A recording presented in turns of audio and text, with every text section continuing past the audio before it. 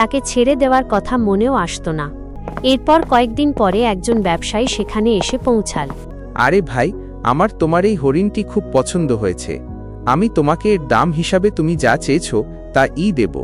হরিণটি আমাকে বিক্রি করে দাও। তুমি আমাকে যতই ধন দাও না কেন, আমি এটি বিক্রি করব না। তুমি একজন সাধারণ কামার, কিছুই বোঝো না। ব্যবসায়ীটি সেখান থেকে চলে গেল। রাধা রঘুবীরের ওপর রেগে গেল।